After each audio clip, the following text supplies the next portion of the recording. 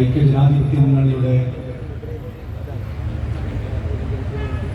സഹോദരി സഹോദരന്മാരെ, സുഹൃത്തുക്കളെ, എല്ലാവർക്കും എൻ്റെ വിനീതമായ നമസ്കാരം.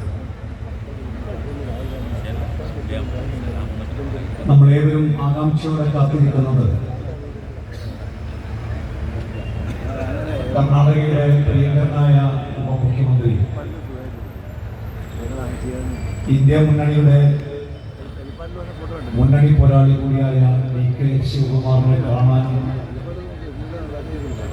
അദ്ദേഹത്തിന്റെ വാക്കുകൾ കേൾക്കാനുമാണ്. പ്രിയപ്പെട്ട സഹോദരി JB മേത്തർ MP ഉൾപ്പെടെയുള്ള നേതാക്കന്മാർ ഈ വേദിയിൽ ഇതിനകം സംസാരിച്ചു കഴിഞ്ഞു. ഐക്യജനാധിപത്യ മുന്നണിയുടെ ആദരണീയരായ നേതാക്കന്മാർ ധാരാളം ഈ വേദിയിൽ ഇനിയും സംസാരിക്കാനുണ്ട്. ഒരു കാര്യം നമുക്ക് എല്ലാവർക്കും അറിയാം, കഴിഞ്ഞ 3 ലോക്സഭാ തെരഞ്ഞെടുപ്പിലും പ്രിയങ്കരനായ NK രാഘവന് ഏറ്റവും ഉയർന്ന ഭൂരിപക്ഷം നൽകിയത് കൊടുവള്ളി നിയോജകമണ്ഡലമാണ്.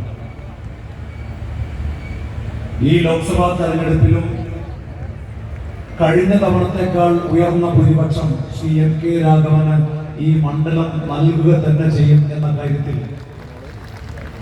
നമുക്കാർക്കും യാതൊരു സംശയവുമില്ല. ഐക്യജനാധിപത്യ മുന്നണിയുടെ പ്രവർത്തകരെ സംബന്ധിച്ചിടത്തോളം ഈ തെരഞ്ഞെടുപ്പിൽ 2 ലക്ഷ്യമാണുള്ളത് കേരളത്തിൽ. ഒന്ന്, BJPയുടെ അക്കൗണ്ട് തുറക്കുക എന്ന സ്വപ്നം അവസാനിപ്പിക്കുക. 2, കഴിഞ്ഞ ലോക്സഭാ തെരഞ്ഞെടുപ്പിൽ 20-ൽ 19 സീറ്റ് ഐക്യജനാധിപത്യ മുന്നണിക്ക് കിട്ടി. 1 സീറ്റ് മാത്രമാണ് ഇടതുപക്ഷ മുന്നണിക്ക് കിട്ടിയത്. ആ ഉള്ള അക്കൗണ്ടും ഈ തെരഞ്ഞെടുപ്പിൽ പൂട്ടിക്കുക എന്ന 2ാമത്തെ ലക്ഷ്യമാണ് ഐക്യജനാധിപത്യ മുന്നണിക്കുള്ളത്. ആ 2 ലക്ഷ്യവും നമ്മൾ നേടിയെടുക്കുക തന്നെ ചെയ്യും. മലയാളിയെ സംബന്ധിച്ചിടത്തോളം കഴിഞ്ഞ 10 വർഷക്കാലം ഒരുപാട് ദുരന്തങ്ങളും ദുരിതങ്ങളും നേരിട്ടതായി. ഒന്നാമത് വന്ന ദുരന്തങ്ങളെല്ലാം 2ാമത് വന്നിട്ടുണ്ട്. ആദ്യം വന്നത് നിപ്പയാണ്, പേരാമ്പ്രയിൽ.